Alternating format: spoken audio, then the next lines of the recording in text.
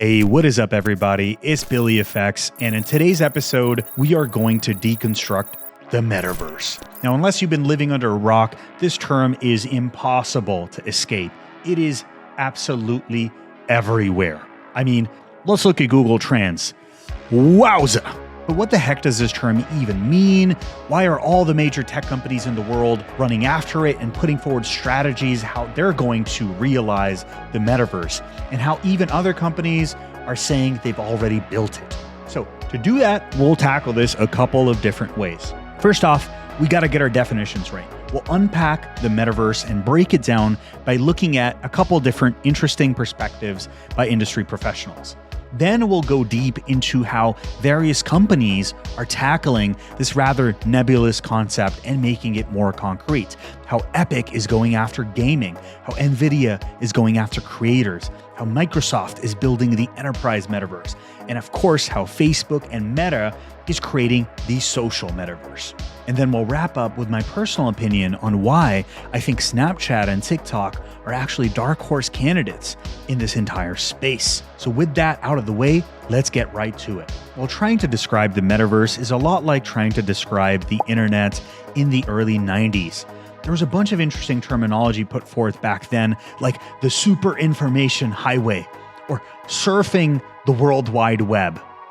And really, if you look back at all of these things, they sounded like corporate speak, but they did do a good job of at least delineating the direction all of this was headed.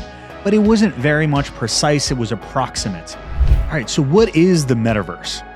Well, venture capitalist Matthew Ball puts forward a rather verbose definition. That is, the metaverse is an expansive network of persistent, real-time rendered 3D worlds and simulations that support continuity of identity, objects, history, payments, and entitlements, and can be experienced synchronously by an effectively unlimited number of users, each with an individual sense of presence.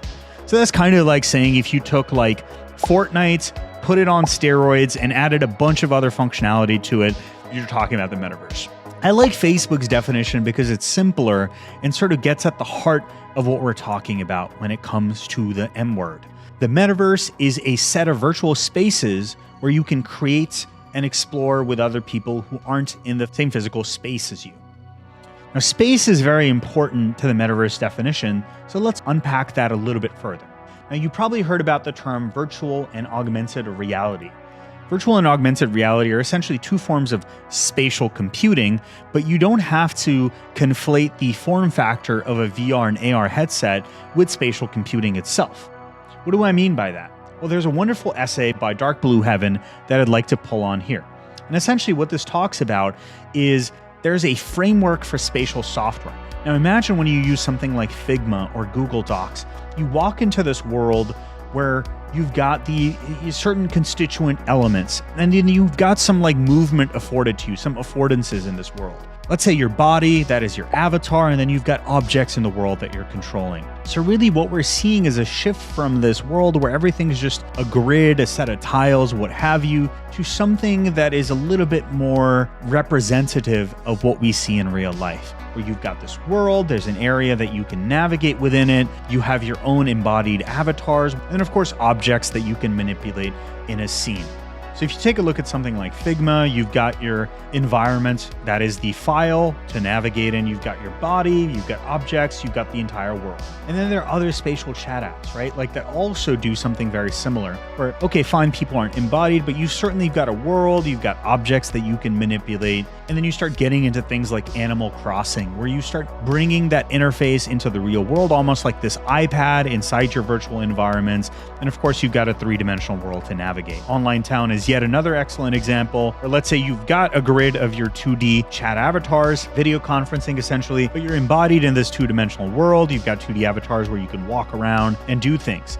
And things start getting very interesting when you take this notion of spatial. So essentially you're talking about going from two-dimensional grid of applications into something that's a little bit more reflective of reality as you see it. There are some interesting examples of spatial chat where, like, for example, rather than having to look at a calendar, it's far more intuitive, especially in lockdown, to go look at this kind of setup where you can see, oh, where are different conferences happening? Okay, there's a daily stand-up happening over here. These are the 4 people in it.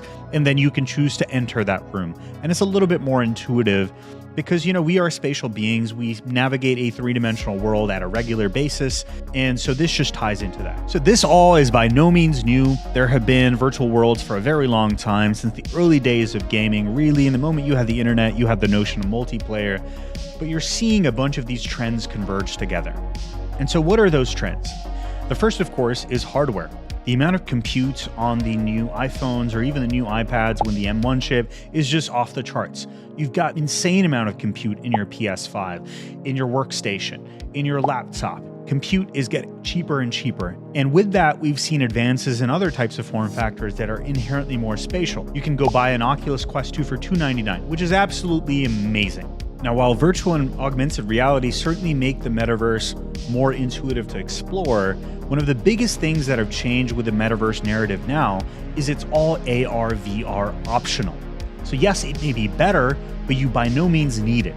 And one of the key indicators of this trend is the amount of time younger generation is essentially spending in virtual worlds, right? Like Roblox is a very popular activity for kids to engage in. And with lockdown, all of these trends got massively accelerated, essentially to the point where an Ariana Grande concert inside of Fortnite made more money than Super Bowl halftime show, which is absolutely insane. But it is a leading indicator of what is yet to come. You've got this entire generation of kids who are growing up in these spatial worlds, whether it's Roblox or Minecraft or Fortnite. And for them, it's not just about engaging in games and quests and so forth, but it is the third space. It is a place that they go hang out in, perhaps even the second space. It is replacing your living room, right? Like rather than having a bunch of your friends come over, everyone just jumps on Discord and goes into Minecraft, or more directly, you just go into Roblox or VR chat or Rec Room. So this is a trend where immersive virtual worlds have suddenly become a social space for people to hang out in. Is it any surprise then that Zuck is paying close attention to this? Of course not. So of course now you have the ability and the technology to have these sort of persistent, synchronous, and live experiences. And persistent just means you don't want to have to reset the world every time you leave and come back to it. And I think synchronous becomes even more challenging because now you're talking about synchronizing the state of hundreds and hundreds of users. So when you manipulate the world, your body movements, that all needs to be with as minimal latency as possible conveyed to all the other agents that are exploring the world. And that act of synchronizing all the spatial activity is a hard technical problem. So that is one of the places where there is a cap right now in many of these virtual worlds, and how they solve this problem is by sharding servers. So if you've gone into VR chat or even things like even higher end experiences like Roblox, you're capped at a certain amount of users, after which another shard is created. And so the people inside that shard can have the synchronous experience, but really it's distinct and different from all the other worlds. There are some assertions of to how exactly people can solve it. Cloud streaming has been touted to be one of the solutions. You can go see what John Carmack has to say about that. Some choice words and skepticism, but maybe that is a piece of it. I'm sure there's going to be other massive technical breakthroughs that happen to unlock this type of experience. But let's be honest, there are very few experiences, certainly that I can imagine, where you really want hundreds and hundreds of synchronous experiences, sort of like the movie Ready Player One. For the most part, I think there's a lot of value that can be derived from experiences where you can have 20, 30, 40 people, maybe even 10 or 15 people in a space. Of course, you've seen all the memes about kids who play Roblox, essentially like putting their parents on the spot to get some goddamn Robux so they can spend, I don't know, that's equivalent of $10 or $15 to get a Metallica t-shirt that they can only wear in that virtual world. If you spend your Robux and you buy that Metallica t-shirt, yes, you can experience it in a bunch of Roblox worlds, but you can't take that with you. And so Zuck has a really funny analogy here, is that so you go into a stadium and let's say you buy a Rams jersey or Arsenal because you're into soccer, and the only place you can actually wear that jersey is inside the confines of that stadium. That sort of state that we're at with virtual worlds today, where essentially any avatars or any skins or any like objects that you buy in say like a Roblox or in a Fortnite isn't necessarily interoperable. You can't take it with you to these other worlds. Now, there's many reasons for why that is the case. Certainly with major IP. There's a lot of legal considerations that need to go through it. But even the nuts and bolts of it, of coming up with essentially interoperable 3D standards of how you take 3D assets from one world to another, it's just challenging. You can see how VR chat has such a hard time with sort of moderating and really coming up with best practices for 3D assets and avatars. This is a very challenging space. Like, we don't really have the JPEG for 3D on the internet. The closest thing is GLTF, and even that leaves a lot to be desired, and perhaps the subject of a future video. Finally, is populated by content experiences created and operated by a diverse range of contributors.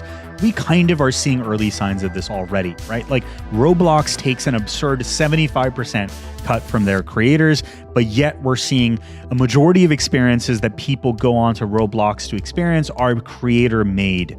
Just like that, it's like kind of like a spatial YouTube, if you will. VR chat is very similar. That's obviously far more grassroots, and people use off-the-shelf software like Unity and the VR chat SDK to be able to create a bunch of these worlds that people can take their avatars and easily jump between, with some restrictions, of course. Now, the first one I really want to start with is Microsoft, because actually even before Zuck, it was Satya Nadella was talking about the enterprise metaverse. Really, a lot of the investments they've been making in the space have been leading up to this. If you just think about it, they own Minecraft, they own Xbox, Microsoft Flight Simulator. They have rich experience with virtual worlds, but that's not all. Like, they've really been talking about embodied avatars since the early days of Xbox Connect. That was one of the earliest ways consumers could buy this piece of hardware, hook it up on top of their TV, and suddenly be embodied inside a virtual world. Of course, that technology directly resulted and was applied to the HoloLens, which has largely been an enterprise-first device. And despite their consumer pedigree, what you are seeing here is Microsoft is going heavy after the enterprise world. No surprise there, because if you look at the kind of contracts that are in this enterprise spatial computing world, I mean, just look at the HoloLens contract that Microsoft has with the US military. We're talking like a $20 billion contract, and that alone is worth more than many consumer bets and plays in the space.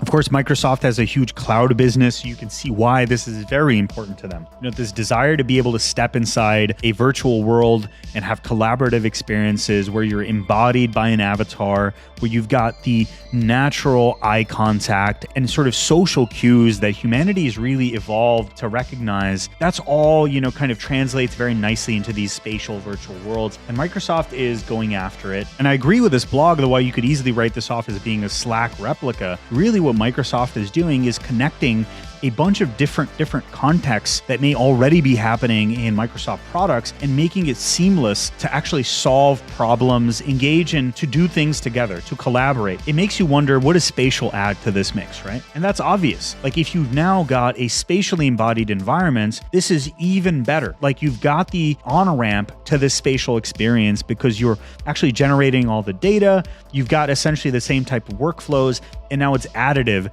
to bring this into the spatial realm. So this is really what Microsoft seems to be touting. So with this work at home and digital collaboration trend that's really been accelerated over COVID, you can see how having these lightweight immersive experiences can make this type of spatial collaboration far more intuitive, and they can start taking progressive steps towards full-blown spatial immersion when headsets are more ubiquitous. But the benefit Microsoft has is you can take all these primitives that they're investing in, from computer vision to embody avatars, to how to map a space and anchor IoT devices to it, to workplace collaboration, and essentially have all the primitives in place to start pushing towards this vision. So I think Microsoft is one of the key players in all of this, and I think it'd be very interesting to see where Microsoft goes. So how NVIDIA is tackling the metaverse is by building something called Omniverse. So their thesis is essentially that the internet has been this two-dimensional layer on top of the physical world. What they want to do is use immersive technologies in spatial computing to create this thing called the Omniverse. And for them, it's all about digital content creation. Like, you're sitting in your Blender or Maya-like tool, you create a bunch of assets, you send it to somebody else who does the texturing, then they send it to somebody else who does the animation, and it's this sort of like serialized process. What NVIDIA is trying to do is essentially take advantage of the shared world that brings together essentially provides the connective substrate for these various three-dimensional worlds to collaborate. So the beauty in their thesis is that you don't actually have to wait to create these immersive worlds, right? You don't have to make a new Roblox. Maya is already a Roblox. And so if you can provide the underlying substrate and the connective tissue to bring these worlds together and afford things that you're perhaps too used to now, then you're onto something. And so really, Omniverse is for design collaboration. Now, this applies to a range of different applications. But then this notion of robot gyms is very interesting to me. Robot gyms is essentially to say you want to create this like one-to-one, exact copy, or perhaps even the design of this factory that you want to build. You can take AI of that robot and train it inside this fully virtual environment without time constraints and all sorts of different scenarios that would either be dangerous to replicate in real life or just simply time consuming. You can train these robots in the cloud and then have that transfer over to the physical factory. So that's the notion of the robot gym that they talk about. So these are the type of virtual worlds that they want to connect, right? Everything from Unreal Engine to Houdini to Blender to Adobe tools. The list goes on and on because you've got 40 million designers out. These 40 million designers are already spending day in and day out in virtual environments. So you don't need AR and VR headsets in all of this. And of course, underpinning all of this is going to be NVIDIA's architecture, and they're making it so that this is essentially server scale from the get-go. You're also going to have NVIDIA chips on board in your vehicle or in your robot for onboard perception purposes. These are excellent examples of the benefit of synthetic training data. Like you can create these scenarios where you perhaps happen to wander upon some deer. That's exceedingly powerful. Randomization is a very common technique in ML. You can introduce different types of variation. So this ability to go into a data center and generate this type of training data is going to make NVIDIA very interesting for digital content creation in a plurality of industries that leverage it. Everything from like enterprise to consumer to entertainment. So that is NVIDIA.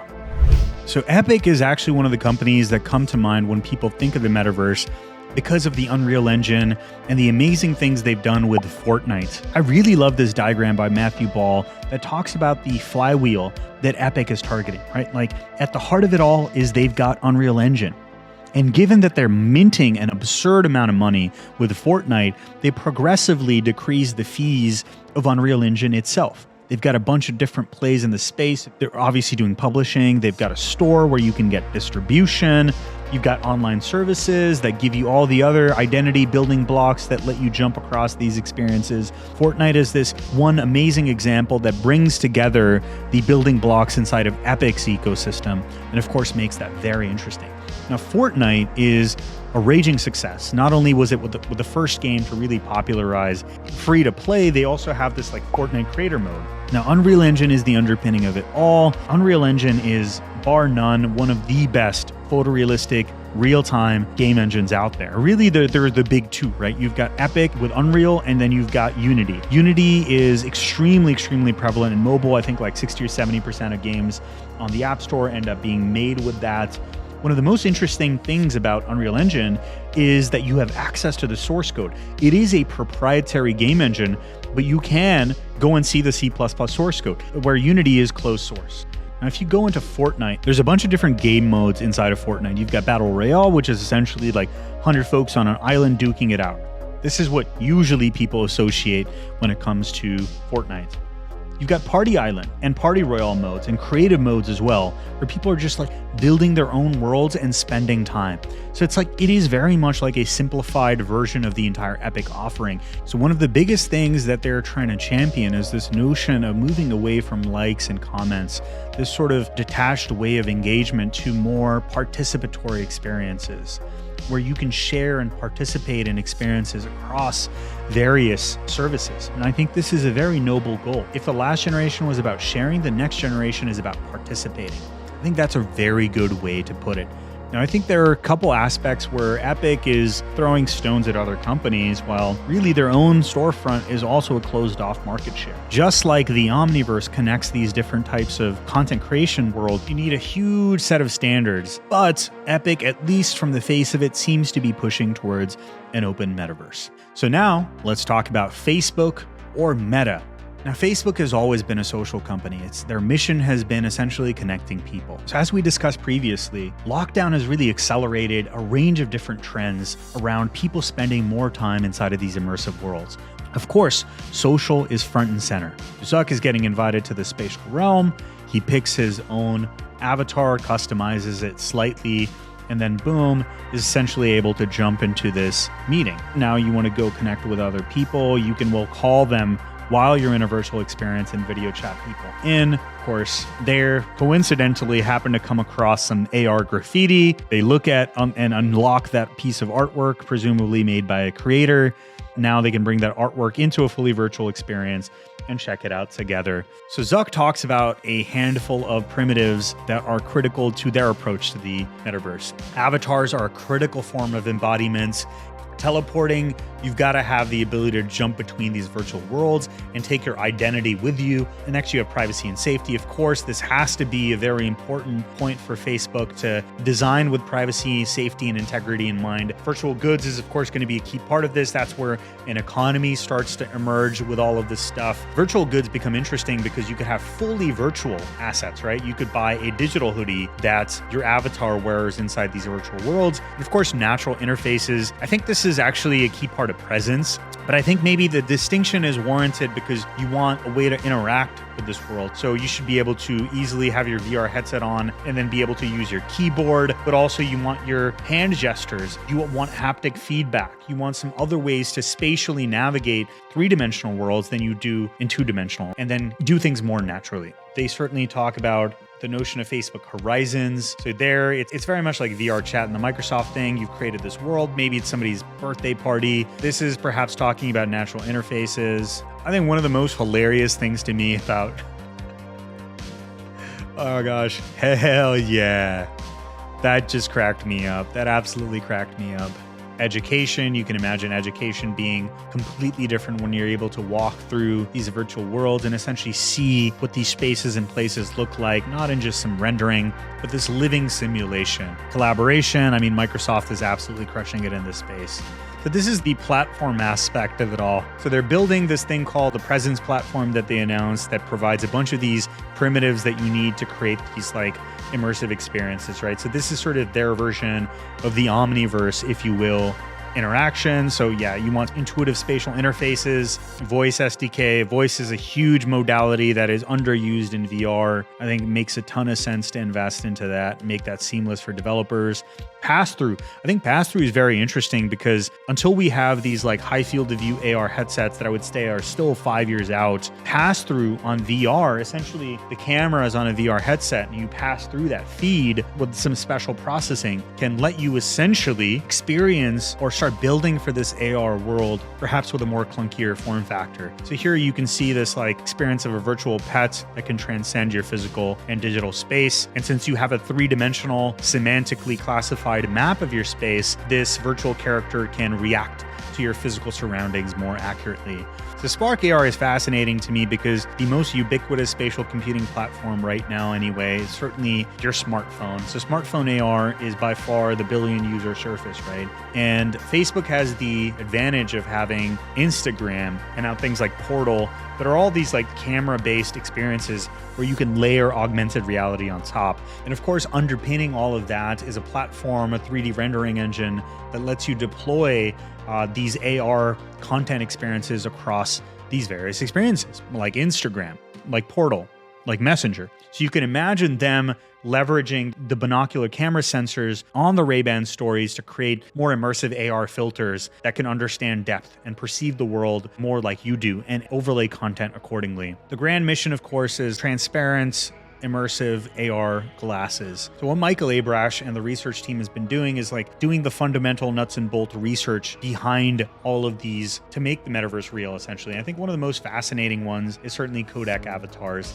So here you can see these fancy headsets that have special sensors to essentially track your face and eye movements. And then using that, you can drive something called a Kodak avatar, which is essentially this like parametric 3D representation of you. So think of it like a digital twin or a digital double that Hollywood would make. You've seen this in everything from Curious Case of Benjamin Button to like the Avenger movies. Every time you want to have a fully synthetic version of a Hollywood actor doing some crazy stunts or whatnot, or potentially just a reshoot stuff, digital doubles have been a key part of that. But that's this like super expensive process where you capture the asset in a light stage. Then you've got like other technologies to capture different like facial movements or facial expressions. And then you have this like process to weave them all together. So Facebook is trying to make it so that you can do that as an average person. You can go have this like super high fidelity version of yourself. But then you have to imagine, you have to think about all sorts of things like abuse, right? What if I took Zuck's avatar and started doing stuff? What can you do about that? What are like the controls you need to put in place to make that possible? This is super awesome. Like you've got this like three-dimensional capture that looks very, very photorealistic. This is still a while out, right? Like putting all of this stuff together is going to take time. And so that's where Meta is targeting things. All right, so those are the major tech players and how they are approaching the metaverse and bringing it into existence, taking advantage of the primitives already at their disposal, and taking a close look at the audiences that they serve today. It makes sense that NVIDIA is going after digital content creation. It makes sense that Epic is going after gaming. Microsoft is going after enterprise. And of course, Facebook or Meta is going after social.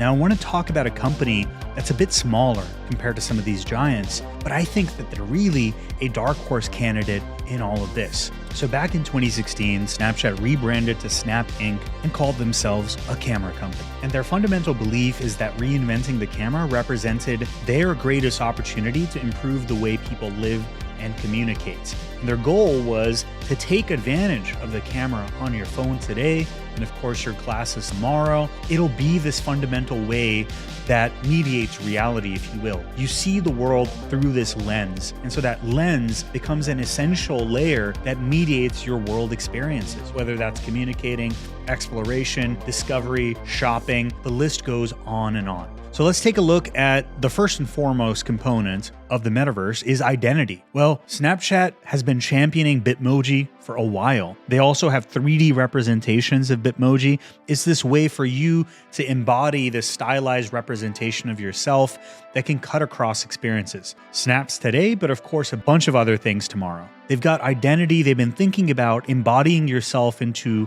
the digital world with this sort of avatar. So of course, Snapchat is best known for its ephemeral form of communication, sending these snaps that disappear, that let you not worry about putting forward this curated Instagram type lifestyle, but you can be more vulnerable. And you've got these awesome augmented reality lenses to mediate your communication. And what's also interesting to me is they've also been investing in maps. So they take those Bitmoji and put them on this world, the real world. It is not a stretch for me to imagine that this type of map experience could transcend to more three-dimensional contexts in the future.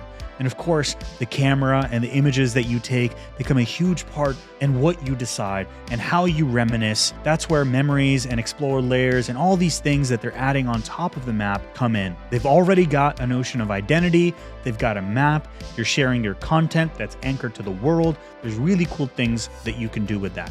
Snap has been investing for the last several years in something called Lens Studio. Now, Lens Studio really lets you turn your world into your canvas. It gives you all these underlying computer vision capabilities as easy to use primitives that you can chain together to create all sorts of amazing filters. Everything from full body tracking to face tracking to different lighting effects.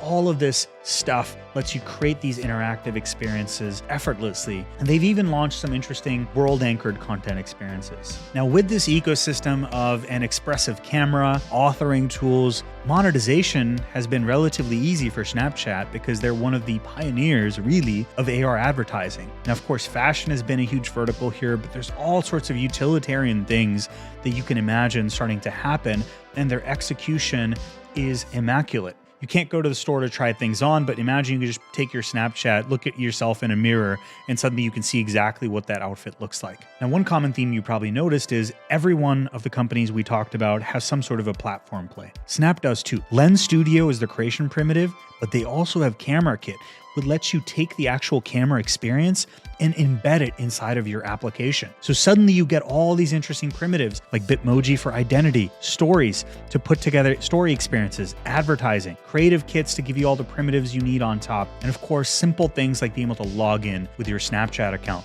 So you could bring Snapchat users to your world, just like Facebook is the default login for most dating apps, right? And so you're even seeing big players like Flipkart, which is essentially the Amazon of India, that's building Snap's camera into their app to offer AR experiences. And this is all about e-commerce. What a company like Flipkart can do is essentially build on top of the capabilities that Lens Studio provides to author these type of content experiences, take advantage of a set of creators that already know this tool, and then deploy those experiences within their own app.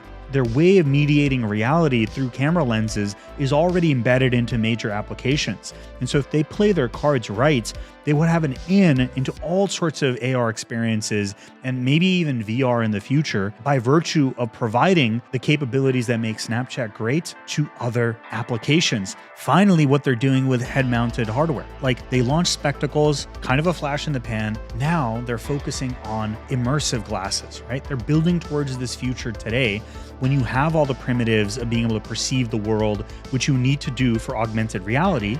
And so I think Snapchat is super smart with these new spectacles, really targeting creators. And so these are the creators that are using Lens Studio. These are the innovators on the bleeding edge that are familiar with the Snapchat stack. And they can now bring that to a pair of glasses while having an audience that they evangelize this stuff to, right? So I think it's absolutely smart what's being done here. You can see all sorts of experiences that are being envisioned. Imagine picking the dish that you want to order like this. You know exactly what you're about to get if you can see it dimensionally.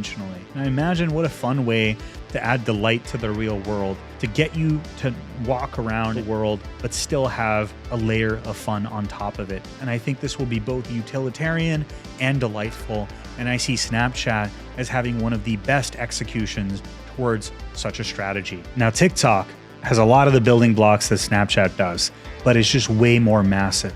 And it is perhaps the most unique and differentiated take on social media that we've seen so far, such that all the other big tech companies are trying to emulate it. Now, most recently, TikTok's parent company, Bytedance, acquired VR headset maker Pico. It makes one of the best VR headsets on the Chinese market, extremely high resolution displays. TikTok is the first non-Facebook app to cross 3 billion downloads worldwide. And the pure velocity with which they managed to reach these milestones is absolutely amazing. So it's a huge business in China. Of course, they're expanding into all sorts of adjacent areas. Long story short, TikTok has the global ambitions to challenge Meta. And so it'll be very interesting for me to see what happens given that they purchased VR headset maker Pico. I can't see TikTok doing something like a snap map because it would just draw more scrutiny if you're taking things like avatars and pinning them to the real world. Now you're collecting location data. For all the various reasons TikTok has been in the press, I think that'd be very sensitive. But I can see TikTok pushing into fully virtual environments because guess what? They're already collecting the type of information when you use the For You page or put up photos or videos or face filters that gives them like some semblance of certainly biometric information, but really personal information about you and your personality.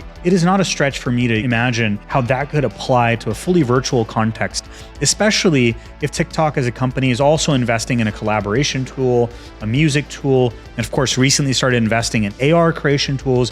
You could see how all of that starts to come together. All right, so that about wraps it up for today. Thank you so much for watching. We took a look at what the metaverse is and then how some of the biggest tech companies in the world are taking advantage of the unique primitives at their disposal, their unique audience base, and essentially building and realizing the metaverse with a distinct flavor. Epic's building the gaming metaverse. NVIDIA is building the creator metaverse. Microsoft is building the enterprise metaverse. And Meta is going all into social. We also took a look at two companies that are probably not as talked about in the metaverse context, but are dark horse candidates to look at because their execution is superb and they have strategic investments in place that can let them realize this future of the embodied internet. That's it for today. Billy Effects signing off, and I'll see y'all in the next one. Thanks so much for watching. So tell me, who do you think is going to win in the metaverse? Will it be one? Will there be many? Who are your top 3 picks for those who win the Metaverse? Now, this is an extremely complex space to unpack, so if there are other topics you'd like me to cover and deep dive into, I'd be happy to do that. Drop those suggestions in the comments. Tell me what you thought, and I'll see you in the next one.